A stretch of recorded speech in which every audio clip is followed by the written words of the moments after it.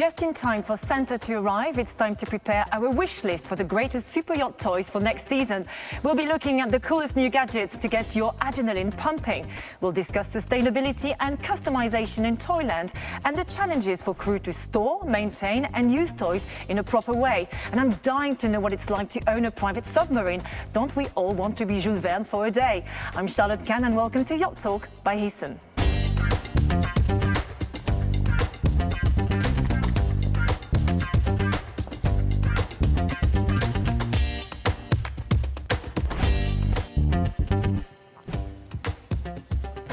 My guests for this show are Captain Alexander Hawkins. He's one of the most experienced super yacht captains around and most recently mastered the Heesen yacht Van Tom.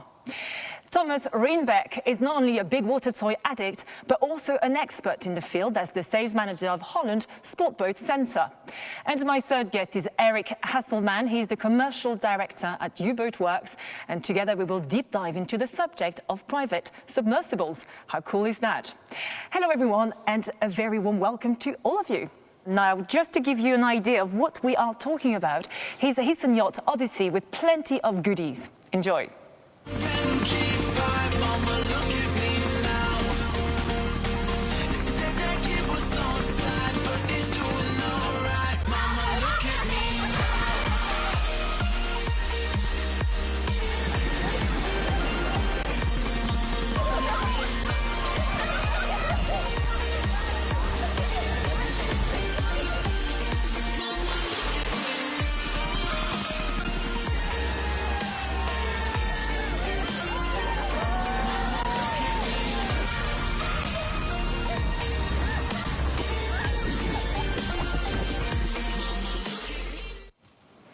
The freedom to have fun, hopefully for next year.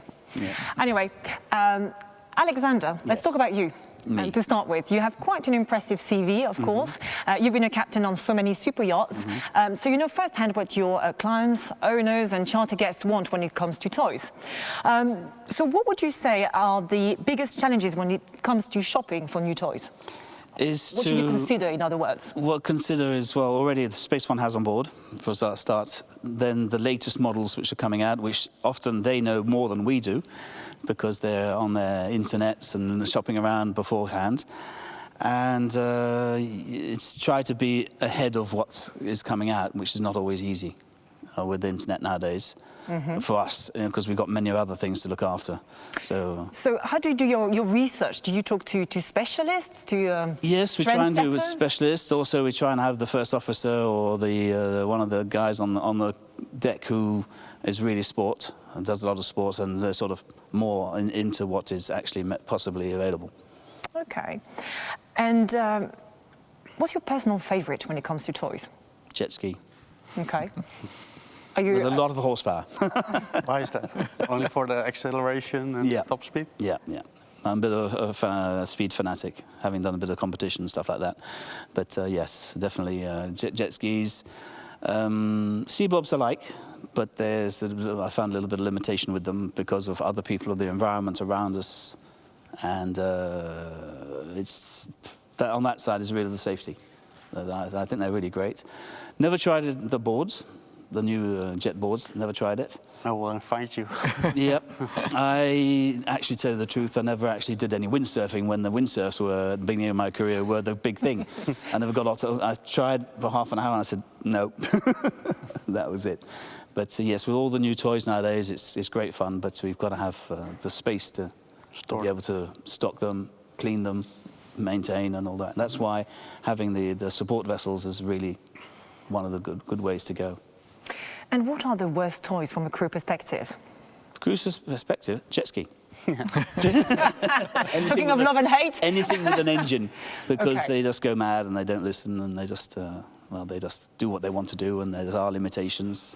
First of all, they have to have a complex machines, especially the ones with a lot of horsepower. In order to get the performance, they need to have superchargers, intercoolers. What is the maximum horsepower nowadays? It's around about 300-400? 300. Oh, God. It's unbelievable. Yeah, and they can get up to over 100 Ks, can't they? 120 kilometers, yeah. That's like hitting cement when you come If you hit the water, you will feel it. Bing, bing, bing. Yeah, have we witnessed many nasty injuries? Yeah. Had a few broken arms. I've luckily never had anybody kill themselves or kill anybody else, but it is a big concern of mine. Course, yeah. It's a big concern of security, and that's why, coming back to what I was saying before with the security, particularly kill switch. We've alluded to the space consideration issue when it comes to toys. So to get an idea, let's have an overview of the toys on board of Odyssey, for instance. It's not fair. Wow, that's quite a large range, isn't it? Okay. Yes. So tell us about potential solutions to solve this, space issue. What are they? Make them smaller, or the boats bigger. That's it. Make the boats bigger. I think that's the way to do it. And try to sort of compromise, or sort of do like always compromises, and trying to find all the easy ones are the inflatable ones. But you still got to store them somewhere, and that's one thing which needs to be taken into consideration when building a new yacht. What do you want to have as toys on board, and where you're going to store them? Because, like with the chutes, you've got to have them preferably on the top deck because they're so heavy, and have a little crane there to be able to bring them back on board once they've been inflated and everybody's finished using them. So you have to bring them back on board and store them and wash them and all the rest of it. It is jet skis and all that. There's generally always space in the garage or on the foredecks nowadays, more and more. And what's lovely with all the big boats now, there's lots of room. Have you managed to put a lot of crane limitations when getting toys on board as well? Or? Well, that's our main issue normally, that the crane Yes. is not capable of handling the submarine. Exactly. Well, submarine, yes, so that's it's a bit heavy. We're always on a limit with the cranes, but then it's also sometimes you have it on the foredeck, but you put overside, but you've got to have somebody to unhook it and take it away and be in the water to hook it on to bring it back up again. Yeah. And, which is nice in calm conditions, but when it gets rougher, it's always, then... that's the perfect moment. But the jet skis, they have these lovely things which The slings. They're no good because there's a little wave falls out one side or the other, and that's why I always have installed 4 hooks. You have new models nowadays, but but it's in the old days where can secure in place, and then it's exactly much better. Yeah.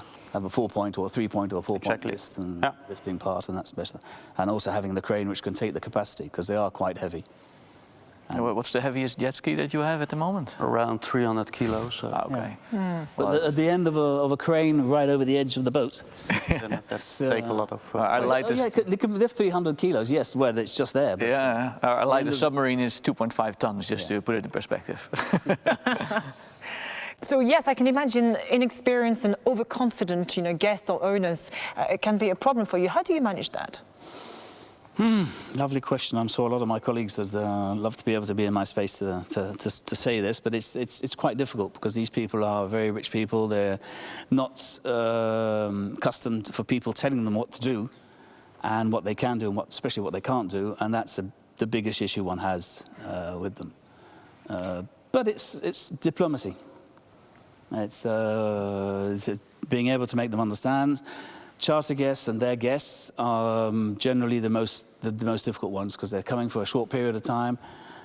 The guests, the owner's guests, they want to have everything and do everything and not have any limitations. And that's where you have to drive them a little bit. And charter, they're paying a lot of money, but they say, well, I'm paying, I want to do it now. Oh. Well, yes, you can't. But, And is that something you have to deal with as well on your side of the industry? We deal with it. Our crew on board sometimes will have to tell an owner, like today is not a great day or not a good day at all. And that could be the sea conditions or just a dive site that's not going to live up to the expectations of the owner. But we have to draw a line, of course, where safety is concerned. And usually the limitation with the submarine operations will be launch and recovery of the submarine. Yeah. We have to be able to do that safely. And once the submarine is in the water and people can board the submarine in the water, it's all safe and good. And you just have to worry about, am I going to see something in the water? But I think they'll maybe listen to you a bit more because they'll be under the water in a air environment, and they're a little bit frightened. I guess jet That's wrong, jet skis ski. have been around so long that people kind of think that they can judge the risk themselves. Yeah. With a submarine, they still rely on the operator or the pilot that's giving them advice. And of course, we have situations where people are really pushing it, especially in the charter situations where they are 1 week on board. They paid a fair amount for using the yacht and all its toys. And then you might have to divert or optimize the day to get still a submarine dive safely into the program. Yeah, that's like with us when we have bad weather for 6 days out of a 7-day charter and we can't go out to sea. The nice thing with submarines could be that you could also dive at night. So sometimes when it's calmer at night, you can extend the window a little bit and offer something then. Yeah, I'd love to do that. Okay. Now, talking of dangerous situations, we've got quite a worrying video from you, Thomas. So let's take a look.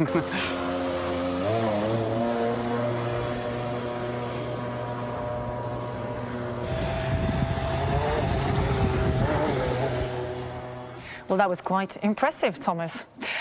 You are a big water toy fan, of course, and as the toy expert at Holland Sports Boat Centre, you turned your passion into work. Really, that's what you did, didn't you? And today you're a rapidly growing toy supplier for the super yacht industry. That's a very interesting journey. So tell us about the key steps or milestones you've had to go through to be where you are at today. Yeah, we are one of the oldest dealers supplying personal watercrafts in Holland, but mainly to private persons. And in the end, we get requests from shipyards to supply the personal watercrafts. And over the years, the request, they came up with other things like the sea-bobs and the powered surfboards, and we extended the market and supplied the other things as well. So what's hot these days? What kind of new toys are people after? I think the personal watercrafts, the main thing on board, but and also the sea-bobs. And besides that, the new trend are the foil boards, electrical driven, and yeah, that needs some experience for the user to get on the board and actually Get foiling. get to foil. Yeah. Obviously, people always like novelty, but what are the classics when it comes to water toys? The things that people will never get tired of? I think personal watercrafts. It's easy to use. You just go sit on it and hit the throttle, and it gives you a nice experience only by the acceleration and the top speed these machines run. So yeah, in the end, it stays the most popular toy. Okay. I think it will stay even more than with the surfboards and the foil boards. It'll still be the jet ski, I think. Yeah. Yeah, it's easy to use and you don't have the stability problem. Even the old stand-ups, one doesn't use them anymore. If you don't have any experience with the surfboards, it's quite hard to get on. In the end, if you manage to get on the board, it's a lot of fun, but needs some practice. Okay. Do a lot of clients also ask you for training with all these new toys? Because I can imagine that nobody knows how to use them. More and more. Use them. Luckily enough, most crew members have some experience. Okay, so they teach each other how to use it. But we're open. If they want some training or something, then you can do it in Amsterdam. It's a bit cold in Holland to do training. That's the problem. I have a suggestion for Caribbean training. Yeah. I guess you can try it offshore. You've brought some items with you, haven't you? Correct, yeah. Shall we take a look? Yeah. Okay, let's go. Okay, so what do we have here? This is the sea-bob. It's an underwater scooter. It's a lot of fun. It comes in three different types, in different power levels. It's very easy to use. Just hit the throttle and you will go. It will go up to speeds from 20 kilometers per hour underwater, so that's really exciting. And let's have a look at this board. Yes. YachtSurf is a brand that started already 10 years ago as a pioneer on the jet-powered motorized surfboards. This one is equipped with a gasoline engine inside, 100 cc, two-stroke engine, really powerful, and yeah, can gives up speeds from 55 kilometers per hour.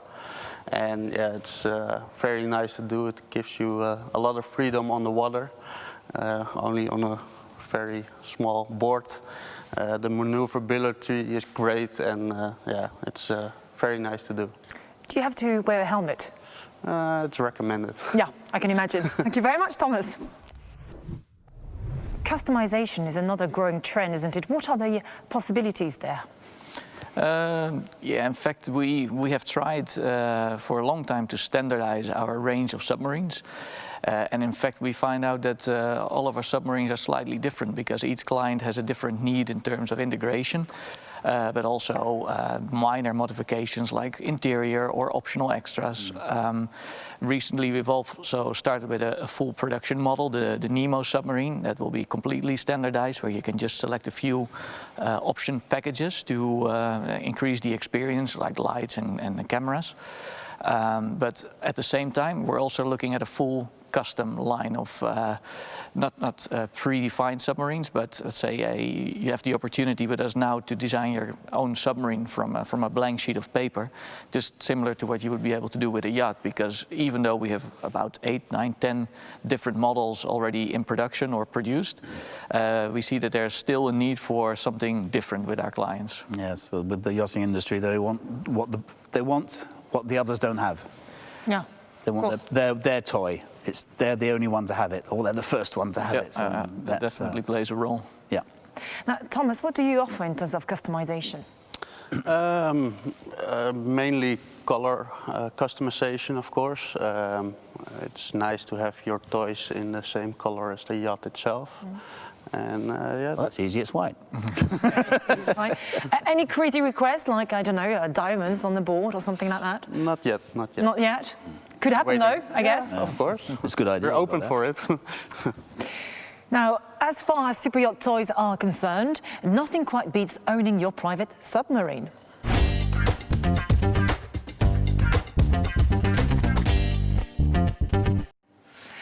Now, Erik, on the How to Impress Your Neighbour in Monaco chart, showing off your sub in Port Hercules is about as good as it gets, right?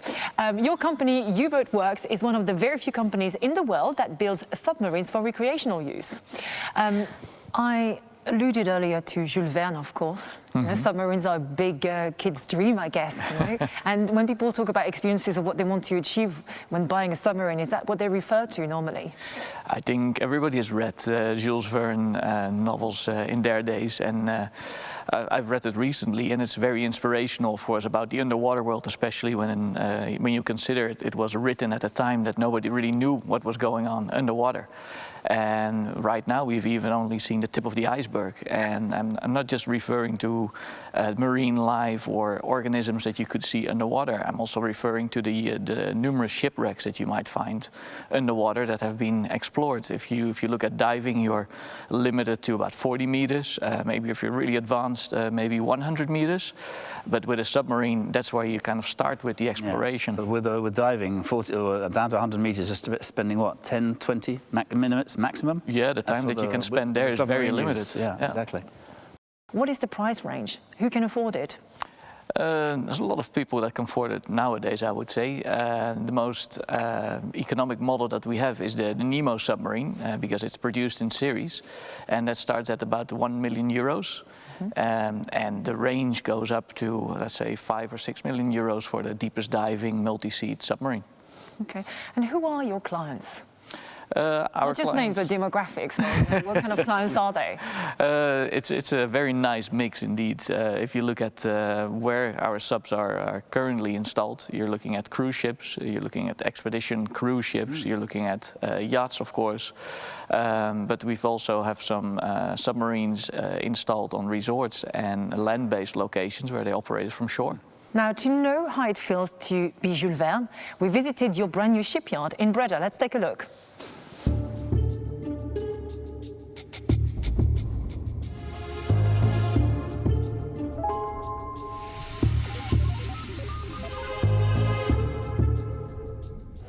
My name is Erik Hasselman. I'm the commercial director of U-Boat Worx. I've been with the company for about 13 years now. Bert Houtman, the founder of the company, already got inspired a very, very long time ago in his childhood when he saw Tintin and Jules Verne. No, not loud enough,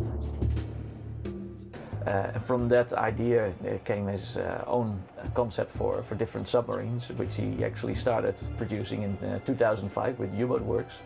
His goal was to build submarines in series for the cruise industry, for the leisure industry, and for yacht owners and researchers. And at the moment, we're servicing all of those industries. We're sitting in the scenic Neptune, which is a Cruise Sub 7 submarine, 300-meter depth rated. It's being operated from an expedition cruise ship that's been around the world. So we've been diving in Antarctica with this submarine and in the Caribbean and many other exciting places. And it's one of the most popular models at the moment. What you will see with all U-Boat Worx submarines is that they will share a very, very good view. So the bubbles that we are sitting in, like now, they are completely made of acrylic, and they give the passenger the best unobstructed view from into the underwater world. So one of the unique concepts of the Cruise Sub 7 is that the passenger interior completely rotates.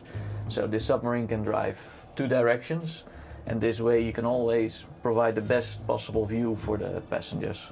This is one of the unique features of the U-Boat Worx submarines. It's what we call the Manta controller. So it's on a wire, and actually it gives the pilot the ability to have the passengers control the submarine.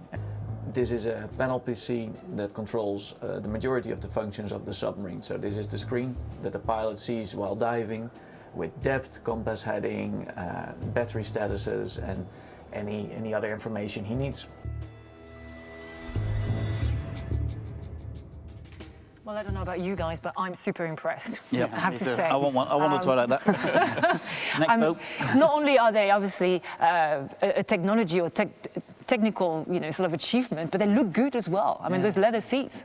It's incredible. It's a very important thing. That's the first thing somebody feels and touches when he gets into a submarine. So those need to be comfortable. And in fact, some people, they are really concerned about the seats. We've done one of those submarines you just saw in the video with a lounge interior instead of a regular seat. So it's an important important aspect. Absolutely. What about this dome then? It's quite special, isn't it? Yeah, these spheres, they are made completely out of acrylic, and they range from about 6-7 centimeters up to more than 20 centimeters in thickness, and they are cast in the UK, especially for us, with one of the few factories in the world that's able to create something like this, which is so optically perfect that you get the best view underwater, because you don't want to get a headache or distortion, of course. Exactly, You really are at the cutting edge of innovation. There's a lot of innovation in this submarine that we don't even highlight. Just, for example, the battery technology. For the client or the user, it's important that you can dive an entire day and at the same time have lights, optional extras like manipulators, or run your navigation system, and most importantly, your air conditioning system. And for allowing all these things to be operated for a full day of diving, you need the latest lithium-ion battery technology. But that's all inside. How long can it go down? Well, you could comfortably dive up to 12 hours on a single battery charge. But I doubt that anyone has ever done 12 hours of diving. 12 hours sitting in But you see that a lot of people are doing multiple dives a day. So up to 10 dives a day, that's what we could typically do with a submarine like that. And for a yacht, that might not be that important. But as you saw in the video, there's also some submarines on cruise ships. Mandatory. Yeah, and we've got cruise ships that already took 2 submarines on board to make sure all the guests in a certain time window had the ability to go down for a dive. Because that's a little bit the trouble with the Sea Bob, is it doesn't really have that much range or energy. Within an hour you're done. Yeah, an hour it's done. Then it takes quite a long time to recharge. And yeah, they have quick charges nowadays. But, yes, compared to the first ones which came out. Yeah, correct. And how difficult is it to learn to operate one? The course that people need to follow to become a submarine pilot takes 2 weeks, and that involves theory training and exams and about 20 to 25 practical training dives in which you really have to do exams and simulate all sorts of scenarios. So that's the full program, but I could teach anyone within 5 minutes to actually drive the submarine under pilot supervision. That's not difficult at all. Well, especially with the PlayStation gigs nowadays. Exactly. So we've got a lot of automated features on the submarine that will make sure you can't bump into anything. So in that sense, it's a very nice experience. If you could also get people that are not trained to get a feel to operate it, that's wonderful. Yeah. And beyond the training, do you need a special permit to operate one? Yeah, each submarine, of course, needs to be certified and classed to be able to be insured and to be operated safely. And for each location that you dive, you need to review what are the regulations. So in some countries there's no regulation at all, and in some countries you need to request a permit beforehand. Yeah, I think it's for example, in the French Riviera, it's 24 hours to 48 hours prior to the actual dive. Yeah. Which can be a constraint for our people on board, because I want to dive now. Well, we didn't do it for this, we did it for that location, so it can be a little bit another troublesome for us captains. I can imagine. You're now building different models, and we've got a video of them. Can you talk us through your new products? Sure. One of the submarine that you see now, it's a Sea Explorer 3. That's on a cruise ship. The 3 stands for 3 persons, and that's always 1 pilot and 2 passengers. It's rated for 300 meters, and this particular model has done a tremendous amount of dives with cruise passengers in the Caribbean, Seychelles, Red Sea, and also the Mediterranean. The images that you see here were taken in I believe it was St. Martin or Saba. So this is a very popular model. At the moment it's being followed up by the Sea Researcher models, which we've recently delivered as well. And this is a very popular model in the cruise industry, but also with private owners with larger yachts that want to be able to get as many people diving as possible. It seats 6 passengers and 1 pilot, and it can also dive to 300 meters. We've also got a version that can dive to 1,100 meters, but that's quite a bit heavier than this one. This submarine, we're already talking about 10,000 kilos, just to give you an idea. And I heard you have some exciting new products coming up. What can you tell us? Yeah, one of the most recent launches was the Sea Researcher submarine. That's a submarine that's available for 300 meters and for 1,100 meters. This is the latest model in our range, and next year we're also launching the Nemo submarine, which is a very compact, lightweight 2-man submarine that is allowing diving up to 100 meters. And because it's so compact and produced in series, we're really planning to build a lot of these submarines. All the best. Good luck with that. We have almost come to the end of our show, and that means immortalizing your appearance in YachtTalk by writing the answer to a question I'm going to share with you in a moment in our logbook, okay? So the last question I'd like you to answer, I'd like you to write it down, of course, in our logbook and sign it. The question is, if you could travel 20,000 leagues under the sea in your private submarine, where in the world would you take it? Alexander, shall we start with you? Yep. So tell us about your destination. Destination would be Norway. Okay. And to dive with the orcs. Okay. Orca whales. Fantastic. That's what I'd like to do. All right. It's quite a contrast to the Riviera, isn't it? Totally out of the Champagne route.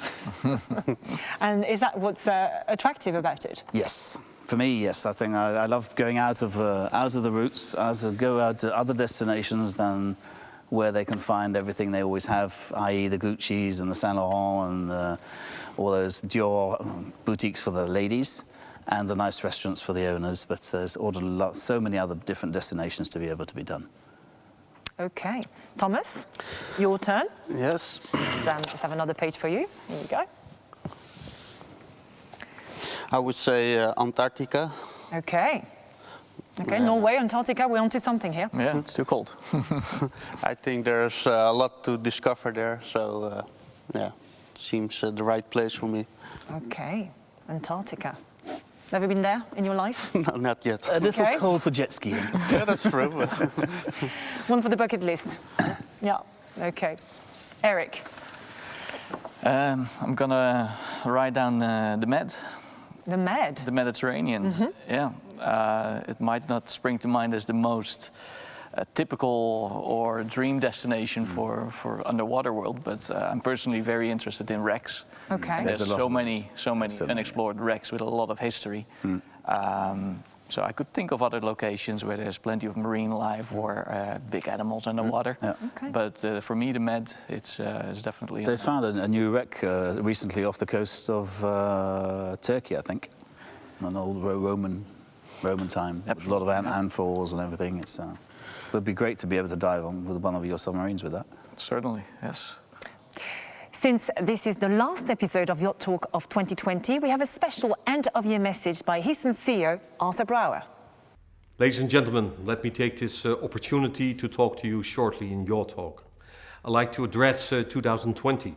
And 2020 was a very challenging year for the world economy, for the yacht economy. Our business almost came to a grinding halt over summer and at the beginning of autumn, but also the challenges we had at Heesen shipyards. Our personnel, or people who build your boats and build our speculation boats, have done extremely well. Their performance in these challenging times have led to the position that we are in time with our speculation yachts, but also are in time with all the yachts we have sold to our customers. We have delivered on time and in spec, and we will deliver on time and in spec in the years ahead. We're extremely proud of our people, and we are extremely proud of the opportunities we got this year from new clients. We've sold 5 yachts this year, better than expected. And also, we started with Yacht Talk, which you are now looking at. Thanks a million to all the guests who came to the Yacht Talk table to share their vision, to give us their thoughts on really interesting topics like crew, innovation, design, but also on how to handle COVID on yachts. We love to see you again next year, where we have 12 more episodes of Yacht Talk, which we address much more topics in this interesting world. For now, looking ahead at 2021, we wish you a much happier and, above that, a more healthier year. Thank you very much. Looking forward to meet you and to see you in 2021. Well, thank you very much, Arthur, and cheers to you too. Cheers. And to you guys. To all of you. Cheers. Now, thank you very much for watching. And from Heesen and the team of Yacht Talk, we wish you warm, loving, and above all, healthy holidays. Let's cherish what we've learned from the challenging year we've had and make it a great 2021. So keep safe and above all, keep yachting. Cheers. Cheers.